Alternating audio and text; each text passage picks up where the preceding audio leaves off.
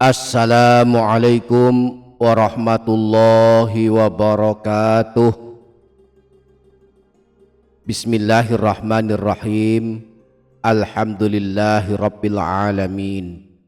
Allahumma shalli ala sayyidina Muhammad wa ala ali sayyidina Muhammad. Rabbana zidna ilma warzuqna fahma. Rabbi shrah li sadri wa yassir li amri wahlul 'uqdatam min lisani yafqahu qawli. Amma ba'du. Selamat datang kembali di channel Menebar Hikmah Meraih Berkah. Para sahabat, di dalam Al-Quran, di samping ada surah-surah pilihan yang dianjurkan diamalkan, ada pula ayat-ayat pilihan yang juga dianjurkan diamalkan dengan rutin. Di antaranya adalah ayat kursi. Rasulullah menganjurkan kita membaca ayat kursi sehabis sholat, sesaat sebelum tidur, dan di waktu pagi dan sore hari. Selain ayat kursi, ayat pilihan lainnya adalah dua ayat terakhir surah Al-Baqarah, yakni ayat 285 dan ayat 286. Dua ayat yang terkenal dengan sebutan ayat pemberi kecukupan dunia akhirat, sebagaimana disebutkan dalam hadis riwayat Imam Bukhari yang bersumber dari Sayyidina Abu Mas'ud Al-Ansari, bahwa Rasulullah pernah bersabda, "Man qara'a bil ayataini min akhir suratil Baqarati fi lailatin kafatahu."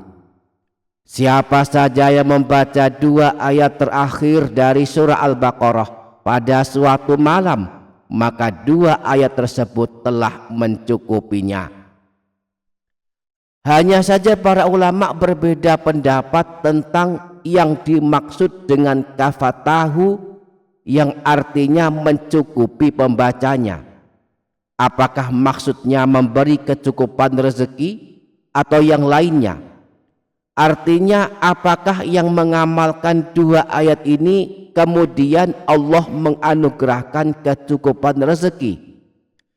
Jawabannya, mungkin saja orang yang mengamalkan dua ayat ini Allah berikan kecukupan rezeki, sebab membaca dua ayat ini termasuk ketaatan kepada Allah, dan semua ketaatan kepada Allah akan mendatangkan keridhaan Allah. Jika Allah sudah ridha kepada kita, apapun akan diberikannya kepada kita. Nah, menurut Imam Al-Munawi, setidaknya ada 4 makna dari yang dimaksud mencukupi pada hadis ini. Di dalam kitab Faidul Qadir, beliau memberikan penjelasan bahwa yang dimaksud dua ayat terakhir dari surah Al-Baqarah mencukupi pembacanya adalah sebagai berikut. Pertama, orang yang membaca dua ayat terakhir surah Al-Baqarah itu sudah mewakili bacaan Al-Quran lainnya. Artinya orang yang membaca dua ayat ini baik saat sholat atau di luar sholat, itu sama saja ia sudah membaca Al-Quran yang dianjurkan dibaca secara rutin. Yang kedua, orang yang membaca dua ayat tersebut sudah dikuatkan keimanannya pada hari tersebut. Kemudian yang ketiga, orang yang membaca dua ayat tersebut dicukupkan pengamanannya dari segala keburukan yang bisa timbul dari manusia, jin, setan, dan lain sebagainya. Sedangkan yang keempat, orang yang membaca dua ayat terakhir dari surah Al-Baqarah itu dicukupkan kebaikannya baik dunia maupun akhiratnya.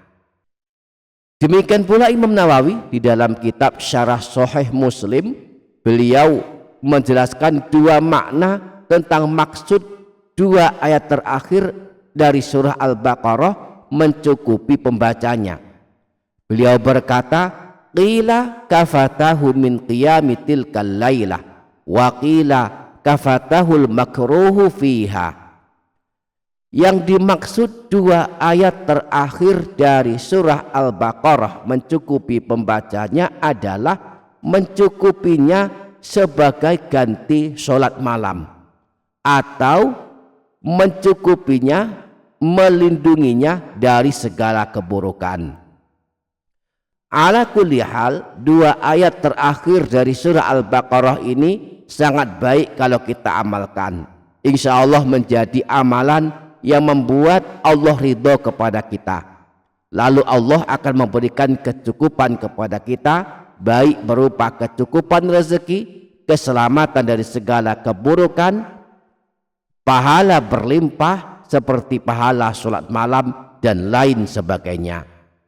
Adapun dua ayat terakhir dari surah Al-Baqarah adalah sebagai berikut. A'udzu billahi minasy syaithanir rajim. Amanar rasulu bima unzila ilaihi mir rabbih wal mu'minun. Kullun amana billahi wa malaikatihi wa kutubihi wa rusulihi. La nufarriqu baina ahadin mir rusulihi.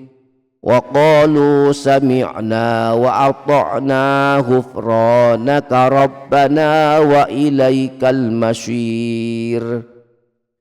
La yukallifullahu nafsan illa wus'aha, laha ma kasabat wa 'alaiha maktasabat. Rabbana la tu'akhidna in nasina aw akhtana. Rabbana wa la tahmil 'alaina isran kama hamaltahu 'alal ladzina min qablina. Rabbana wa la tuhammilna ma la taqata lana bih.